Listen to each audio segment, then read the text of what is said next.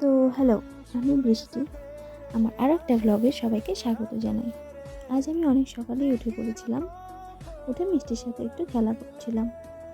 খেলা করে আমি একটা বই পড়ছিলাম।